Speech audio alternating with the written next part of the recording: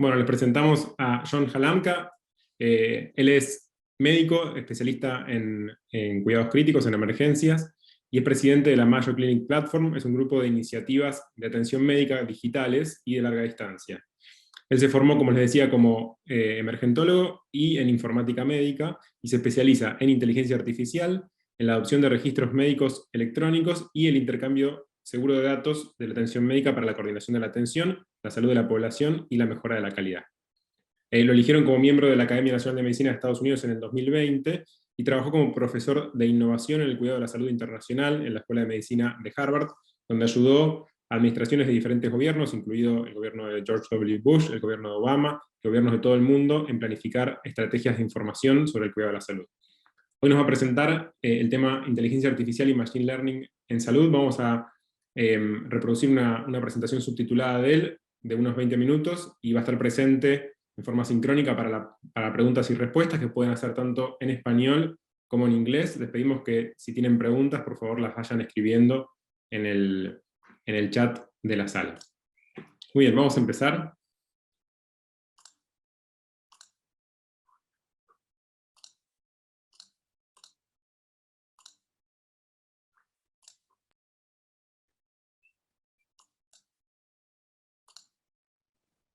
Well, hi, it's John Halamka, president of Mayo Clinic Platform, and I look forward to chatting with you today about AI and machine learning in healthcare. Really a very timely issue. I mean, every day we see new literature on, is AI fair? Is it biased? Is it useful for purpose? If humans use AI, will they somehow lose touch with their patients? But I hope in the next 20 minutes or so to explain to you how we can use AI to augment decision-making and to deliver the more precise care that our patients need, getting the right patient to the right care at the right time at the right cost. So let's start with a non-healthcare example. And admittedly, you're going to say, well, this is a bit odd. John Deere makes tractors, or do they? Actually, John Deere is the world's largest precision agriculture data company. Now, what John Deere did about 5 years ago is it recognized that tractors have amazing telemetry. That is, what field is being plowed, how fast, what are they plowing, and what's the quality of a product, for example, that might be harvested. So John Deere outfitted each of its instruments, if you will, with sensors. Sensors for GPS, sensors for tachometry, how fast is the engine going, sensors for the quality of the product, moisture in hay, and then assembled that data in a platform. And that platform is then made available to hundreds of joint ventures, partnerships, and collaborators to create novel products and services.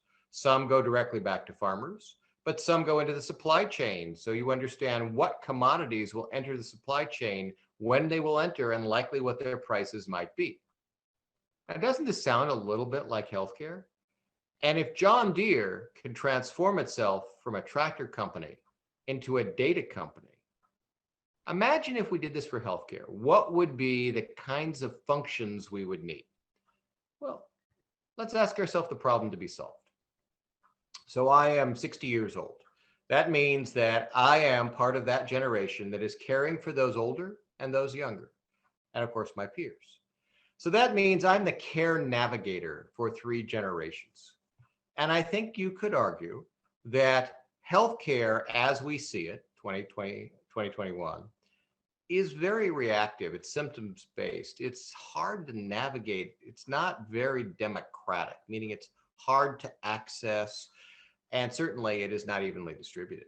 It can be slow. It can be depersonalized. Medications for, oh, you are a person of a certain age, therefore you get this dose. Maybe not so precise.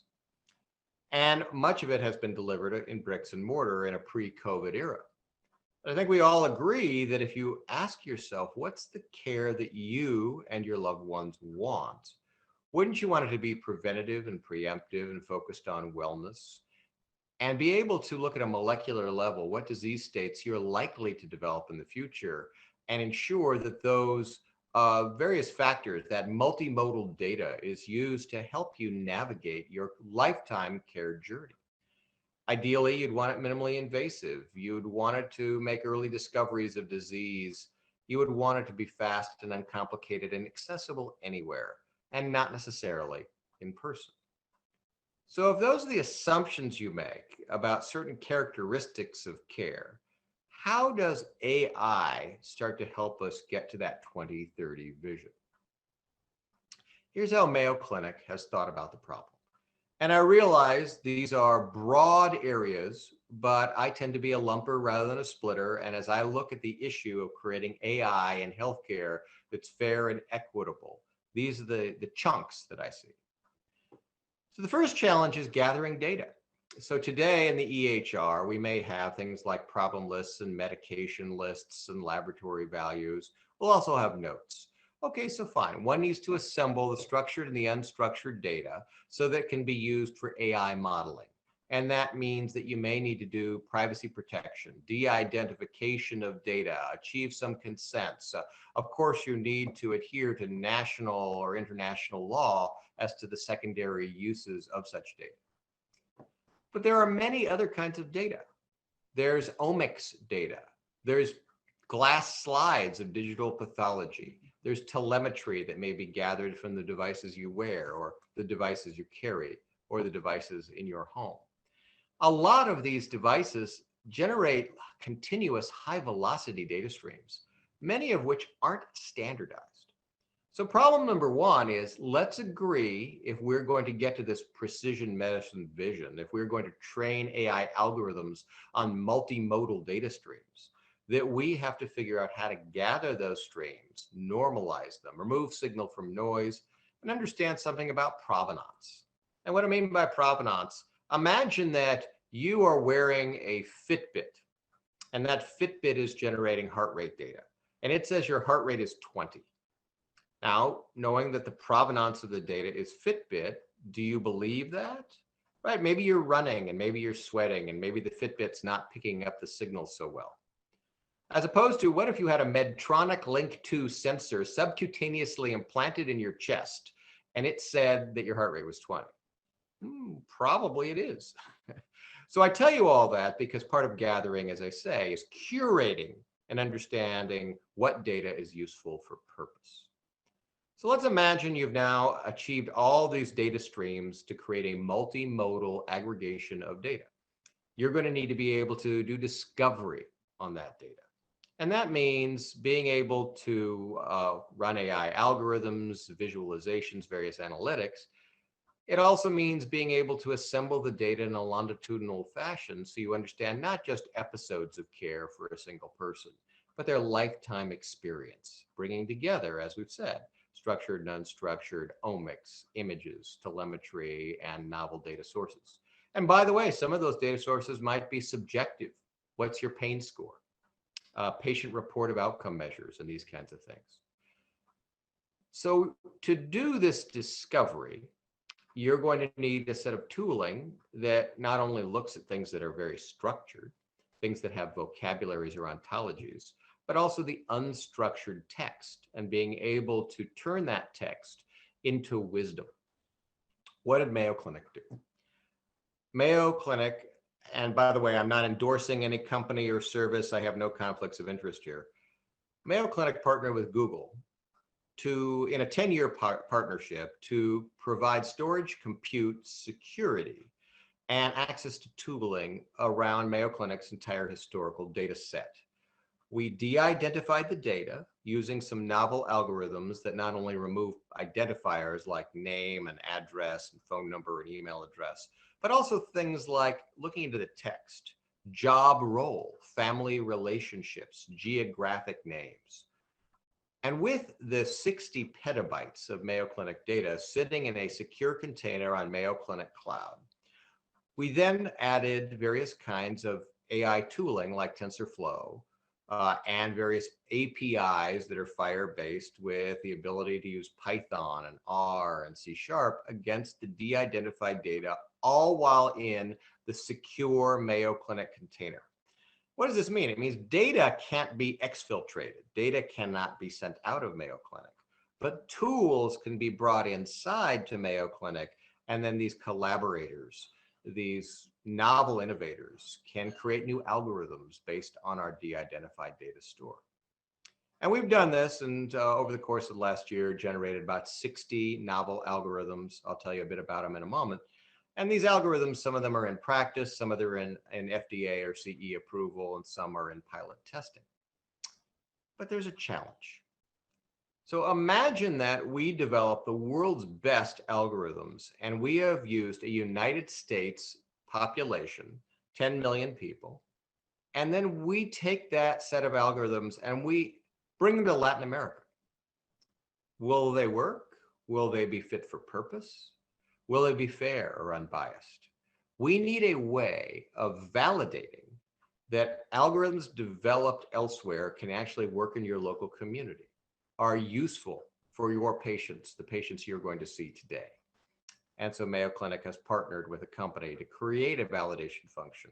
And we've created a national and international team of experts to look at how to create a label. I'll show you that label in a moment, that you could put on an AI algorithm so you understand its performance and its utility. And then finally, you need to deliver the outputs of these various algorithms in a way that protects the intellectual property of the algorithms and the privacy of the data, but helps a clinician with decision-making, augmenting human capabilities, enhancing their accuracy and their throughput. So Mayo, over the last 20 months, has built each of these functions. Sometimes there are internal experts, and sometimes there are external collaborators creating these.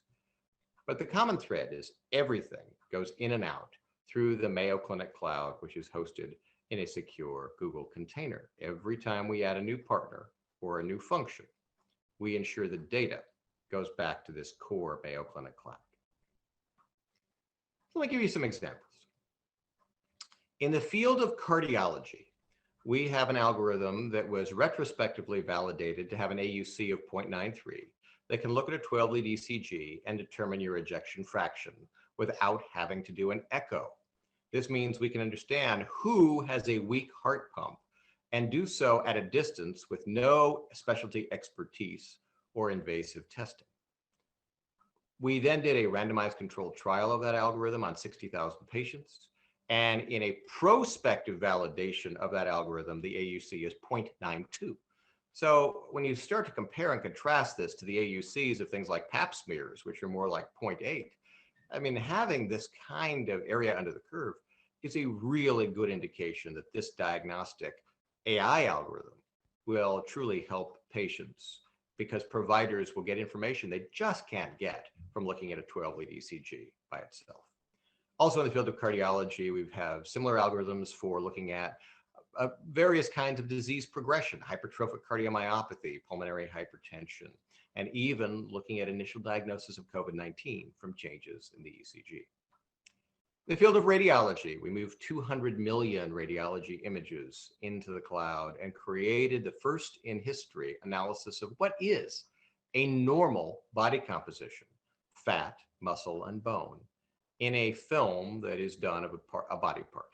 And this was done with 20,000 tensor processing units running for 2 weeks to create this enormous AI model.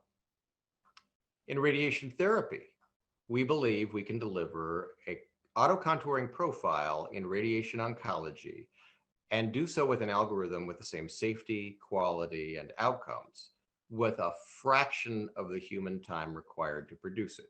And a quick example, if you imagine you have a complex head and neck tumor, you get a CT or MRI of that tumor, it can take up to 16 hours for a human to create the radiation therapy profile that avoids nerves, arteries, and veins, a very three-dimensional problem. Our algorithm, already developed now in validation, can do the same task in less than an hour. So humans check the work rather than do the work, and that enables enormous scale of our radiation oncology professionals. In the field of oncology, we have a model to predict breast cancer and identify those women who, if they should have a high probability of developing breast cancer in the future, would benefit from taking tamoxifen today. And so imagine that about 10% of women who will develop breast cancer can take a drug today and entirely avoid breast cancer. And this particular model has 84 input variables and so far has shown to have really quite remarkable performance. If we're going to deliver these algorithms in a way that reduces disparities of care and is helping us with issues of equity, ensuring fairness and unbiased use of AI, we're going to need something that is going to help us understand who and where an algorithm is likely to be fit for purpose, recognizing that algorithms may have different performance when you consider social determinants of health or socioeconomic status. Mayo Clinic developed an algorithm called the Houses Index, where in the United States, any address can tell us immediately if there is a person in such a household, what is their access to public transportation? What is their access to good food and water? What is their exposome, their exposure to pollutants, air or water or land? What is their access to education? These kinds of things aren't using some categorical measure like race, which we know is very imprecise, because as it's gathered, it doesn't necessarily have a level of granularity, which is going to give you the kind of result you want in an AI model. So we think looking at a multimodal set of socioeconomic factors and understanding the needs of the person to get equitable care is a better way to approach this. Finally, we've talked about delivery of various kinds of algorithms in novel ways, and Mayo Clinic launched something called Advanced Care at Home, where we now have discharged over 5,000 patients treating advanced, serious, and complex illness in their home. And that means remote patient monitoring and a variety of data gathered from the patient's home with algorithms and dashboards, and of course, on-premise caregivers, nurses, paramedics, helping us with things like the setting up of the home, the delivery of the supplies to the patient and medications. But altogether, this has shown us we can even treat serious disease, COPD, congestive heart failure, various kinds of infections in the home, achieving the same quality, the same safety, the same outcome, and doing so at a fraction of the cost. Now, we've talked a little bit about bias. Again, lots of literature. Every day, new articles appear describing some of the issues with AI algorithms. Let me give you a concrete example of what I mean. We took a very well-known pediatric asthma algorithm and then used our Houses Index to try to test and validate that algorithm with 4 quartiles of socioeconomic status. And what we found was at the lowest quartile of socioeconomic status, the accuracy of the algorithm was quite poor. And in this particular case, it was predicting pediatric asthma exacerbations. And you might imagine in the lowest socioeconomic quartile, there may be issues with access to care or adherence to medications, or maybe even more dust in the environment. And so what it just showed us is that we really need to look carefully at every algorithm we produce. And as I've mentioned, take into account a whole variety of multimodal factors. I see a couple of things we are going to have to do as a society. So sure, of course, we'll have to develop that capacity to validate and test our algorithms. But we also need an international coalition, as I mentioned, to help set standards and guidelines for the appropriate use of AI in healthcare. And then philosophically, we all need to understand, where are the guardrails? How much do we rely on an AI algorithm?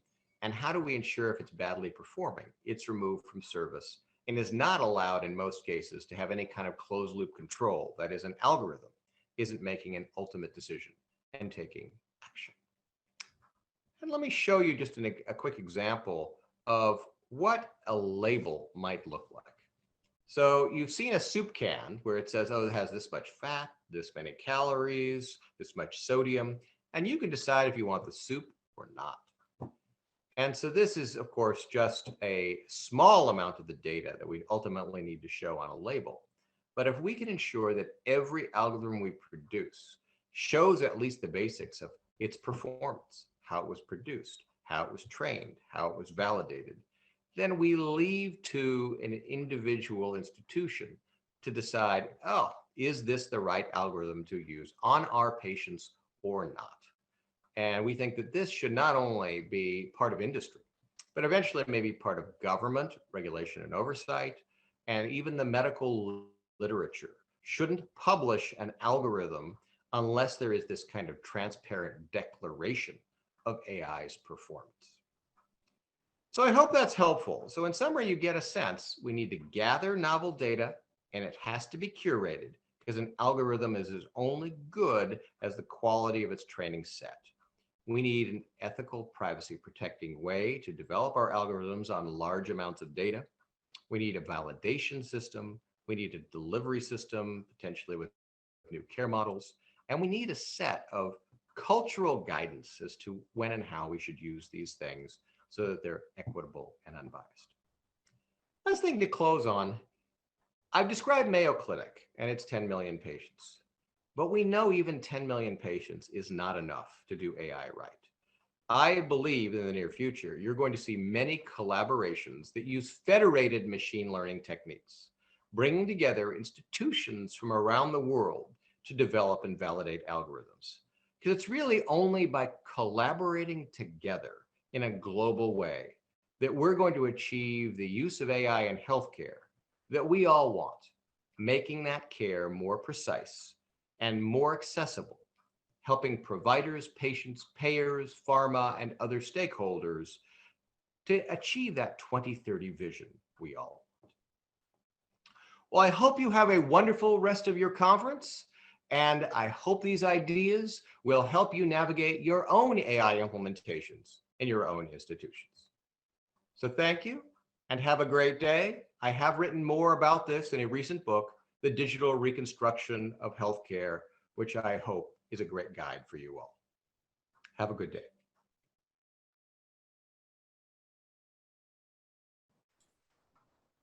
Muchas gracias. Thank you for joining us, Professor Halamka.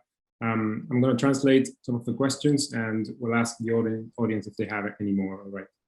Bueno, muchas gracias por unirse a esta presentación del profesor Halamka, el presidente de Mayo Clinic Platform. Les pedimos que hagan sus preguntas en el chat y vamos a traducirlas para el doctor Halamka. And don't be shy. You can ask anything. No sean tímidos, pueden preguntar lo que quieran.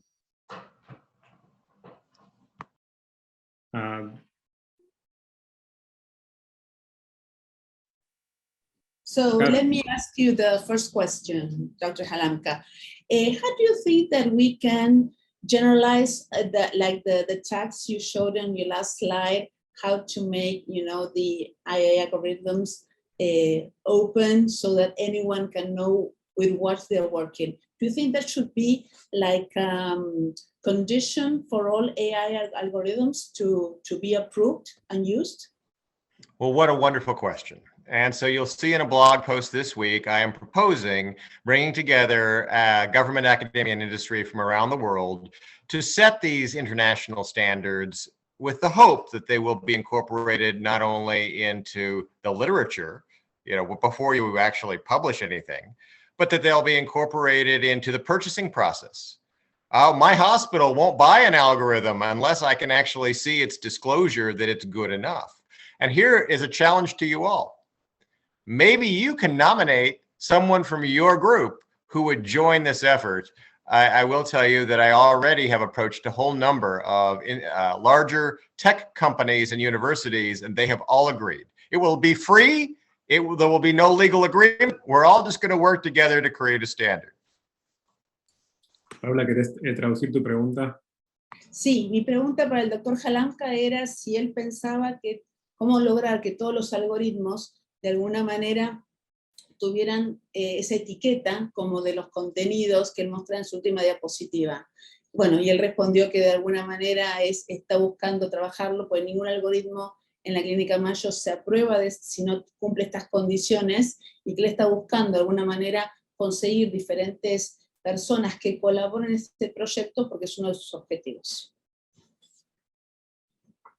Tenemos una pregunta más en el chat de Santiago que pregunta una pregunta rápida sobre federated learning. Dice en inglés, how do you see this happening in terms of semantic interoperability? Y dice, ¿cómo ven que ocurre esto en términos de interoperabilidad semántica. Okay, so I think I understood that as if you're going to do federated learning, how are you going to deal with semantic interoperability? One of the things the United States has done over the last 20 years, and by the way, we're not done, but we've declared something called the US CDI, or the Common Data Set for Interchange, with about 140 data elements. And each one of those data elements has an associated vocabulary. And so whether that's SNOMED, RxNorm, LOINC, or various other kinds of vocabularies, you are correct that if we are going to do federated learning, we will need common agreement on data elements and vocabularies. Let me give you an interesting example. At the beginning of COVID, we were all told by our, let's say, political leaders, taking hydroxychloroquine would be a good thing. Now, of course, none of us knew if it was a good or a bad thing. So what we did was we took 2,400 hospitals and defined a common data set with semantic controls to understand the impact clinically of hydroxychloroquine. And this was very hard because you would ask questions like, well, would it reduce your time on a ventilator? Well, who has got a semantic definition of what a day on a ventilator is? And when you were put it on it, and when you were receiving the drug, and how do you even measure impact? So we actually did this. Epic and Cerner, as two vendors, helped us create a set of Boolean logic that we could then execute in 2,400 hospitals and get a completely consistent federated result. And as you probably know, the result of that was hydroxychloroquine doesn't help, and in fact might hurt. But that is just one example where we had to do a federated analysis, and it required that we actually build definitions, terminologies on the fly for concepts like ventilator days that had never been standardized before. So there's my answer: common data sets, and we all have to work together on minimal definitions of the data elements we're going to need to do federated learning. Right, let me try to translate that. Dice, bueno, eso es bastante difícil, lo de hacer aprendizaje federado. Él dice que, por ejemplo, un ejemplo, estuvieron trabajando en eso los últimos 20 años, y que en Estados Unidos crearon unos datasets comunes para intercambiar entre hospitales que tienen 140 elementos, que usan diferentes terminologías por elemento. Por ejemplo, usan SNOMED para alguna y otras. Un ejemplo que dio fue que al principio del COVID, líderes políticos recomendaban, por ejemplo, tomar hidroxicloroquina, y en realidad no había evidencia para esto, por lo que tomaron datos de 2.400 hospitales y crearon un dataset común. Y lo que intentaron es encontrar estos términos, por ejemplo, términos que interesaban este análisis. El ejemplo que da es tiempo en un ventilador. Eso no estaba codificado semánticamente y tuvieron que codificarlo. Y obviamente es muy difícil crear este dataset común, pero lo hicieron con términos lógicos y finalmente obtuvieron que era difícil, que no era beneficioso e incluso podía ser nocivo. Pero bueno, este tipo de hallazgos es lo que él da como ejemplo y dice que habría que avanzar en este camino de crear datasets comunes con terminología unificada.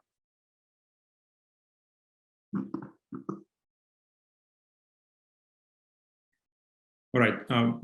Tenemos una pregunta más que dice, ¿han desarrollado algún algoritmo de diagnóstico de diabetes mellitus? Y si es así, ¿qué métricas de modelo han tenido? The question is, have you developed any algorithm to diagnose diabetes? And what metrics do you have to do that? So as I've mentioned, Mayo has about 60 different algorithms it's developed thus far. And certainly I'm happy to follow up with our endocrine experts to get more information as to what they are doing in the field of diabetes. The challenge, of course, is what even is diabetes, right? Is it, oh, I have a diagnosis of diabetes. My hemoglobin A1C is greater than 7. I have a glucose greater than 120. So one of the interesting challenges, and I will follow up on this, is have we even got a good classifier as to what is the nature of a diabetic diagnosis? And then once we have that classification for a given person, what might be a best treatment for them? So I know we have certainly done work in this area, but I will follow up in an email to you after the presentation.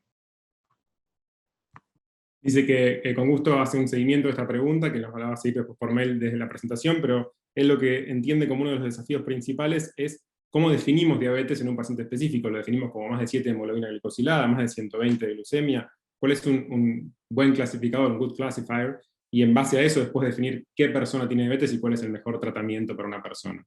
Entonces dice que hay trabajo hecho en su equipo con outcomes endocrinológicos y que va a hacer el seguimiento después.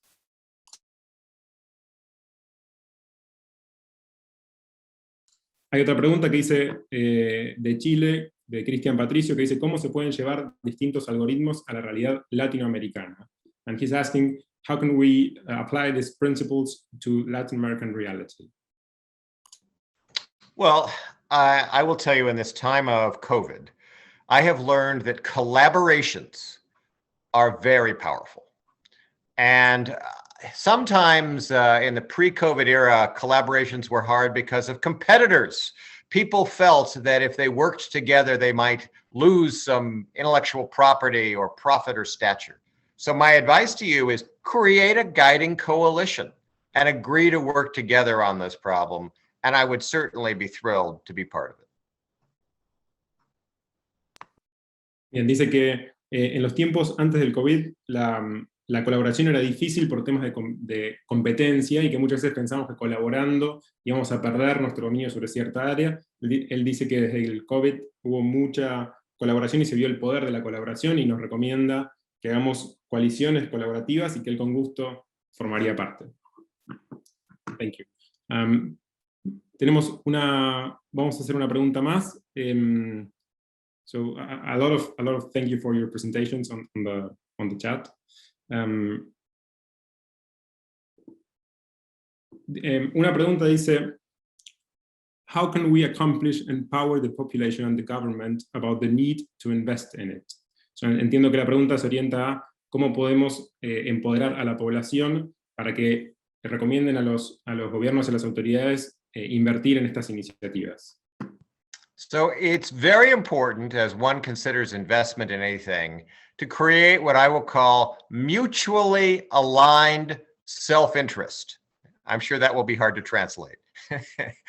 But here's the question. If you tell the government, we can actually reduce the level of illness, the expense on medications, rehospitalization rates, right? You look at some of these AI algorithms, and what you find is you get the right care of the right patient in the right place at the right time at the right cost. And that can be very appealing to those who have to pay for healthcare. There's no question that there is more information published every year than a doctor can read in a lifetime. At least in the US, we're certainly seeing clinicians overburdened by the electronic health record, and they have a hard time getting through the day. So again, their interest is going to be, can an algorithm make my practice better, make my day easier? So there you go. Find the mutually aligned self-interest. Bien, entonces lo que nos sugiere es esta frase mutually aligned self-interest, que se refiere como interés propio, pero mutuamente alineado, o sea, cosas en las que podemos coincidir que son intereses comunes. Dice que cuando uno quiere pedir que se financie una iniciativa, lo más importante es identificar estos intereses y reconocer, por ejemplo, que podemos reducir la carga de enfermedad, reducir los gastos en medicación o reducir las hospitalizaciones, y que hay que intentar que el gobierno reconozca estos beneficios de estas iniciativas. Dice que esto puede ser atractivo y que todos los años, además, en otras aplicaciones se publica que la cantidad de información que hay cada año médica excede lo que un médico puede leer en toda su vida, lo que se publica en un solo año, o que la historia clínica electrónica impone una carga sobre personas que trabajan en salud. Entonces, todo este tipo de desafíos hacen que los algoritmos puedan ser atractivos. Bueno, vamos a hacer una última pregunta. We'll do a last question. So some people are asking for a link to the book you recommended at the end of your presentation. Well, hey, I will put that in the chat. And of course, I am not here to sell you anything, but hopefully it's useful to you. You know, certainly it's available on Amazon, but I'll put a link right there. dice que va a poner un link al libro, que algunos preguntaron en el chat dónde está el link. Él aclara que él no está acá para vendernos nada, pero que va a dejarnos el link.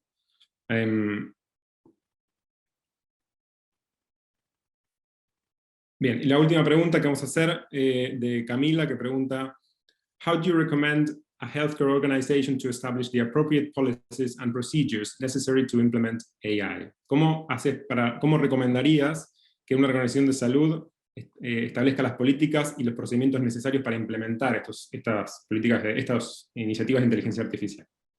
See, I would put the question slightly differently. I don't think this is up to any one institution. I think we all need to do this together. And that if we all, with our best experts internationally, create what I will call the guidance and guardrails for the appropriate use of healthcare AI, and then we all adopt it. So let's work together on this.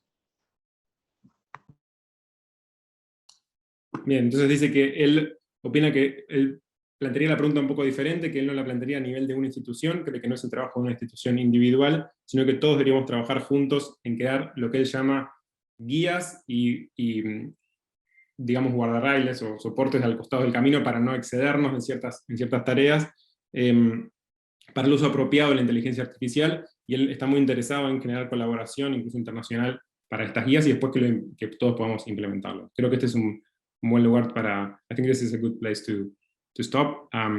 Thank you very much again on behalf of all the community here, and especially the Hospital Italiano de Buenos Aires, organizing this talk. Muchas gracias, profesor Halamka, y esperamos que puedan ser en contacto con el libro que nos mandó y sus iniciativas.